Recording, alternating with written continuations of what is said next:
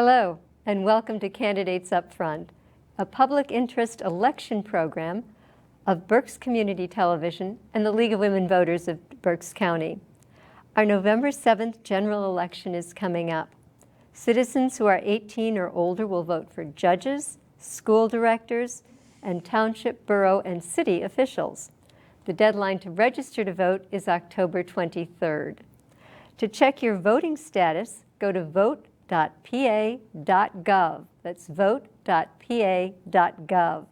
You can register, change your party, locate your polling place, or apply for an absentee or mail-in ballot. And the deadline to apply for those is October 31st. If you are looking for information on statewide, school, or township races or borough officials, please use the League's online voters guide, vote411.org. That's vote411.org. And for information on countywide and Reading candidates, please stay tuned. The League interviewed candidates in contested races, those who wanted to be interviewed, and for each race, the candidates got the same basic questions and had the same amount of time to answer them. For the League, I'm Judith Cranus, and let's begin. Hello, I'm Kay Herring. I'm a member of the League of Women Voters of Berks County. And the featured office today is Reading City Council District 1. Council members act on legislation, set the budget, and confirm appointments of the city manager and members of boards. They need to have lived in their district 1 year prior to the primary election and must retain residency in their district. They serve part-time for a 4-year term, and the salary is $5,000. District 1 is Southwest Reading, and there are two candidates, Democrat Vanessa Campos and Republican Louis Perugini. Each candidate's views are their own and not those of the League or BCTV. Today, our candidate is Vanessa Campos. Welcome. Thank you. If you could start and tell our viewers about yourself, and then why are you running for this position? I am a proud city resident for the past 18 years, and 10 of those years I was in the Reading School District as an educator, K-12. And I believe that our city can use that representation of someone with a professional background and experience living in the city, knowing the youth, the families, someone that has the background to see how the city has grown throughout the years. And I am running to provide that experience to City Council. Thank you. And tell us a little bit about your personal qualities. What is it that you have that you feel would make you an effective council member?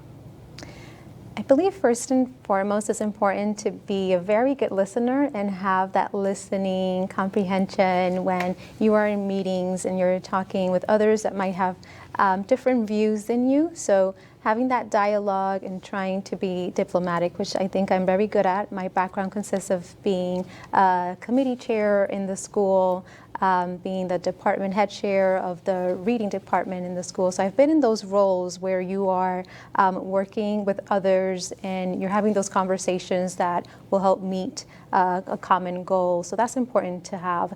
I am innovative. I'm always trying to think outside of the box. When there's a problem or issue at hand, how do we look at other options to help us reach our goal? I am compassionate, of course. I am a team player. I like to work with others. And I'm an advocate in my personal life as well. Thank you. So let's get right into some of the issues and talk about things that affect the city, because certainly the voters will want to know how you feel about them. Do you think Penn Street is healthy and successful? And if not, what would you change to make it healthy and successful? I believe Penn Street is part of the city. It is something that we have that can use growth. So I'm glad that we have that street available. That's been for a long time. It's just changed a little bit. And there are some things that we can upgrade in terms of the buildings and the structure, but the historic and architectural value that it has, I think that's an asset. We shouldn't lose that. We should continue to work so that it can be an attractive block for our businesses, our tourists, our residents, and try to renovate it and rejuvenate it a little bit.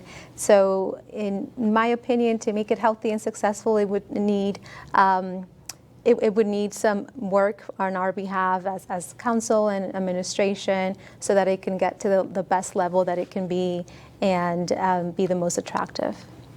Great.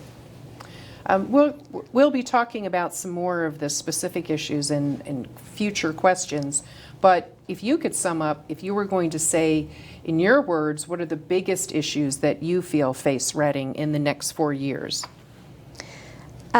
In the city of Reading, like any city, urban city, I understand that it will continue to grow in terms of a population. So there will be more. I predict that in the next 4 years, our population will continue to grow, and that's something that we should keep in mind, that as it's growing, are we having the housing in place for the people that are coming in? Are the businesses maintaining that profitability and attractive for the tourists and visitors? And that change that will be coming, I think it will continue to grow, and we should continue to adapt from our end to meet that growth and make sure that we're at the same level to meet the demand. Okay. Some in our community say Reading has traffic problems and parking problems. How would you mitigate those concerns, or how would you change the situation? So I think like any city with a lot of, the traffic will be an issue that comes with a city, basically the parking as well, because of so many people that are coming. How would I mitigate those concerns or change the situation?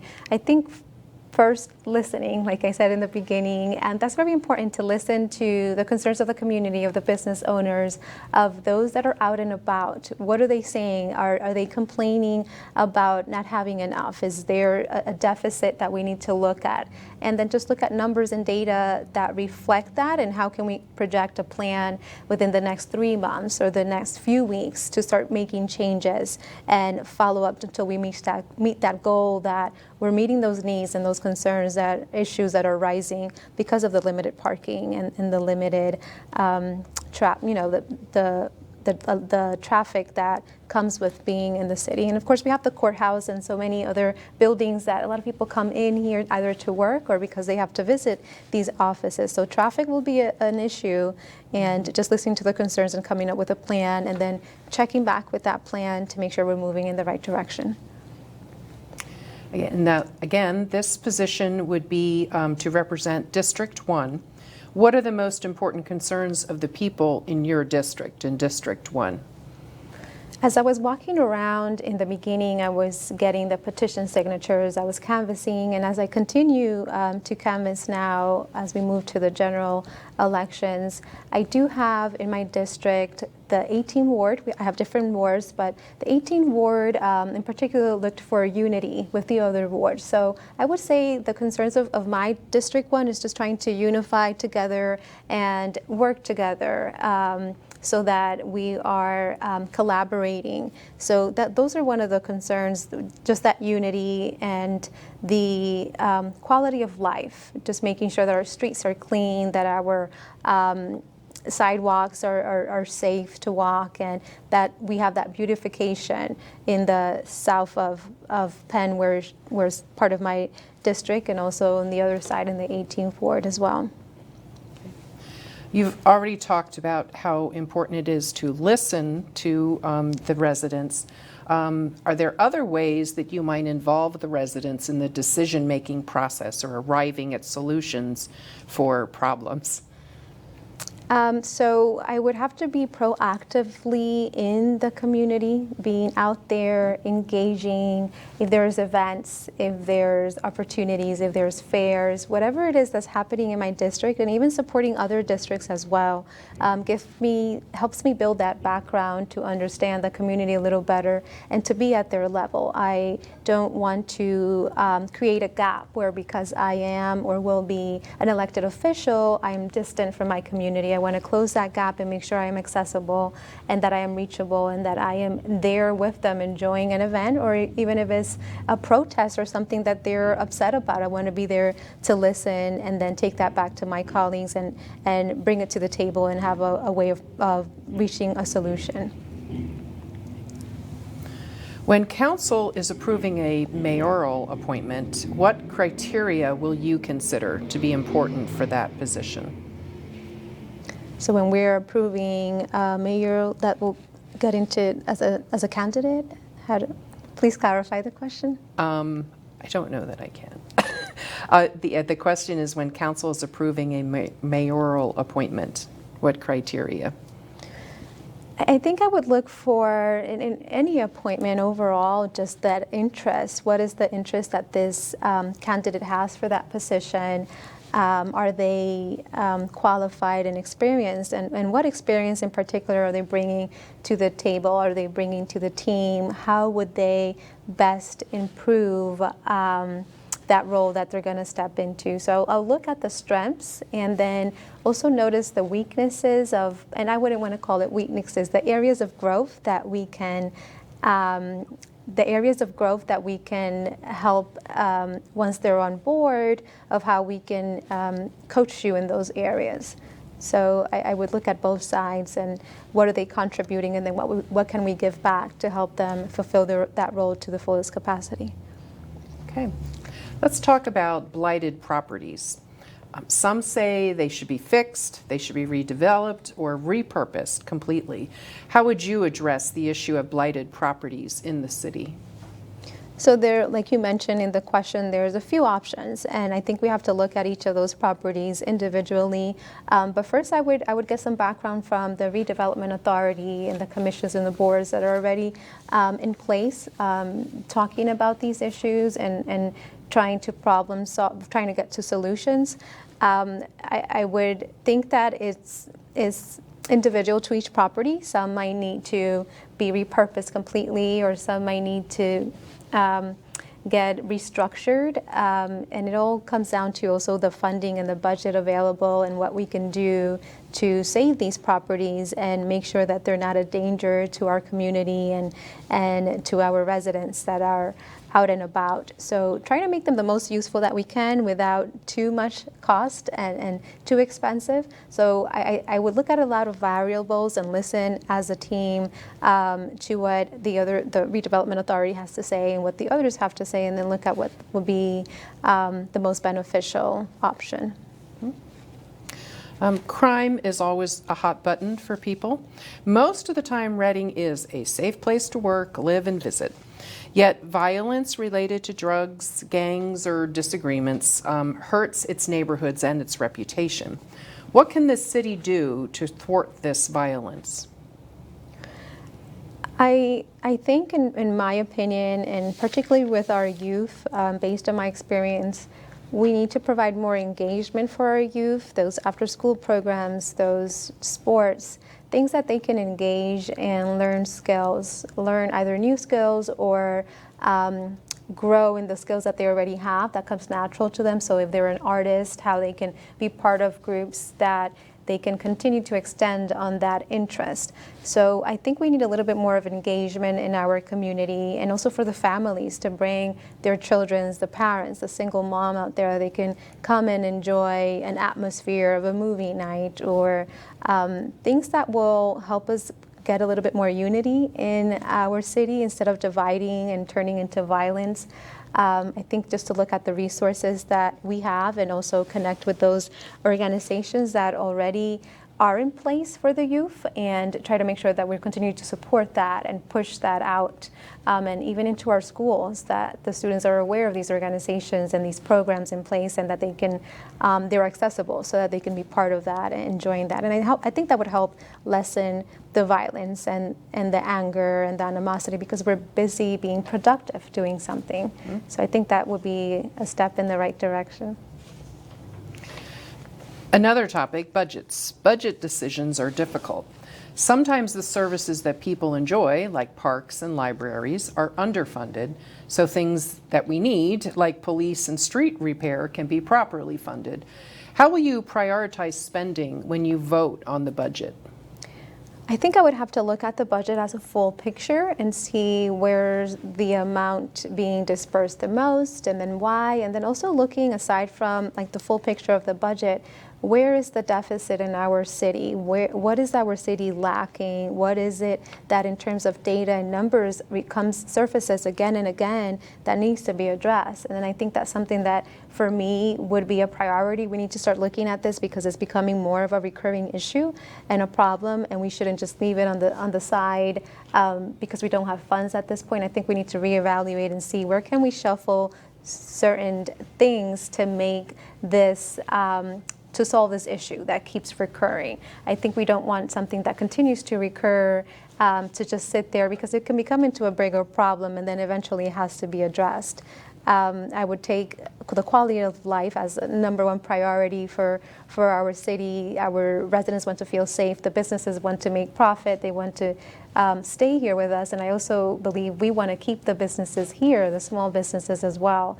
So taking that into consideration and then making sure that if our budget is working and is moving us into that direction, we can keep it. Or if there's changes that needs to be made, then we need to shake it up and not be afraid to try something different. Great, thank you. What is one thing, or maybe the main thing, or talk about items you would like to accomplish if you are elected to this position? I would like to engage my community, just be part of community engagement and being present, being visible and accessible. I want to promote that unity, that one community can connect with another, and just trying to celebrate that diversity that is so rich in our city and be part of that. I would like to improve the quality of life of our city, where we can walk down the streets and see it clean and be proud of being a resident here, and feel safe as well. I think our streets can continue to use some restructuring so that we don't have those bumpy streets and uncomfortable rides. So I would say improving the quality of life, and then making sure that I am contributing to a financially secure and stable city, so that years from now we continue to grow and be prosperous. And hopefully with my role in City Council, I contributed to that in one shape, way or form. Okay, I have a last question I've sort of combined too, but what are your ideas to make Reading an attractive place, both for families and then for businesses? I believe for families, we should continue to have events that are celebrations, that are themes. And I know we have a few coming up already, like the holiday parade, the Thanksgiving, the Halloween. So continuing to add on as a city that sense of unity and celebrate those little things, that is kind of like an excuse to have the families come out and have everybody come out. And even if you're not from Reading and you want to visit and be part of the fun, be that, let that event be an invitation to others to come be part of us, come check us out. So I would continue to promote that and find other ways that we can continue to be creative in that area and close down the streets and do block parties and that type of thing. I think that would improve the quality of life and the sense of unity and that sense of celebration. For the businesses, I think I would listen to the business owners and the small businesses and their concerns, and try to continuously work towards resolving any issues that they might encounter if they're finding that they're not making as much profit as they would like what can we do as a city to improve that? What are some options? So I think I would listen to them and see their feedback and try to implement that and suggest that, and in my role to see how we can work to help them be the most successful, because once the businesses that are here are successful, more businesses will want to come, and I think that helps the city and our community overall grow. Okay, thank you. We have about 1 minute left for you to give a closing statement before I have to wrap up. So if you'd like to mention anything that you haven't had a chance to, but you just have 1 minute. Of course. I would just say overall, our dear city of Reading just needs to change. It needs representation. Sometimes we need just a different perspective or a fresh perspective. And in City Council, I believe that I am bringing that. I am bringing a different background, and with my strengths, I believe I can contribute to the growth of the city and help move it in the right direction. I think all of us are trying our best. We're working very hard to make sure we're doing what's best for our residents here and for our city overall so it can continue to grow. I believe I have those qualities, I have the experience, and my dedication will shine through in this role. So vote for me for City Council November 7th on Tuesday in the general elections to represent the District 1. Great, thank you. Thanks to Vanessa Campos for sharing her ideas with us today. Viewers, please remember that there is another candidate for City Council District 1 on the ballot, and that is Louis Perugini. You may vote for one. You will find candidates' upfront interviews on BCTV and its website and YouTube. And you can also go to the League's online voters guide, which is vote411.org. That's vote411.org. Or you can contact Berks County Election Services, 610-478-6490. Thank you for watching Candidates Up Front. This is Kay Herring. Have a great day.